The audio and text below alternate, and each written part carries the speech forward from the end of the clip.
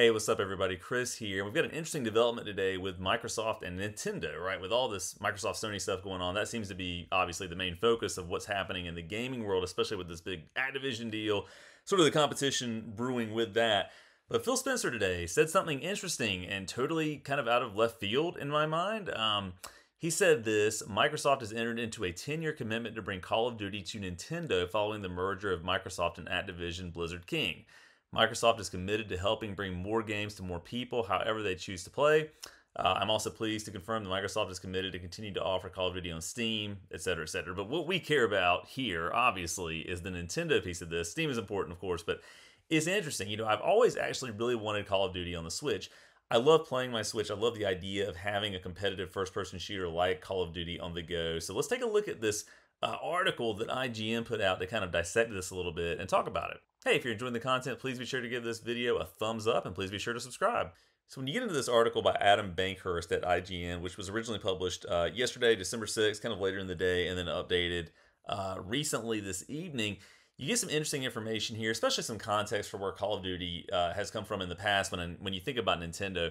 So you can see the last time a mainline Call of Duty title was on a Nintendo console was 2013's Call of Duty Ghost, which made its way to the Wii U, and I had that. And actually, I thought it ran pretty well on that. There really weren't any major hiccups with it. I enjoyed having a game like Call of Duty on a Nintendo console.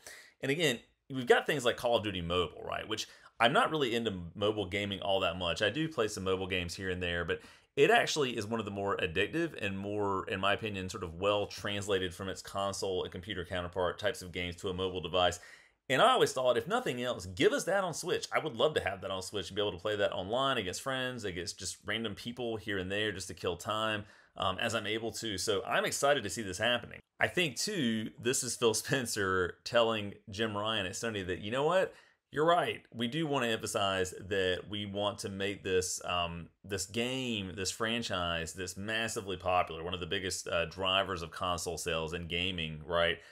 Make it available everywhere we can. So why not bring it to Nintendo? So I think he's saying, yeah, you want us to play fair with everybody? We're going to do that. We're going to reach out to Nintendo also and make this happen. So I'm really curious to see what form this shows up in on the Switch, presumably.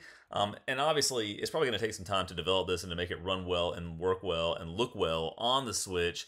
I don't think it could be a direct port, again, unless we're talking about the mobile version of the game jumping over relatively quickly. But it would take a little work to get it working, and I really hope that it wouldn't be a cloud version of the game because, when you're playing a competitive first-person shooter, you want zero latency in so much as possible. So I would think that they would want to bring over a tailored version for the Switch hardware. Who knows, maybe they'll communicate with Nintendo and plan ahead for a Switch Pro and get something ready for that, potentially.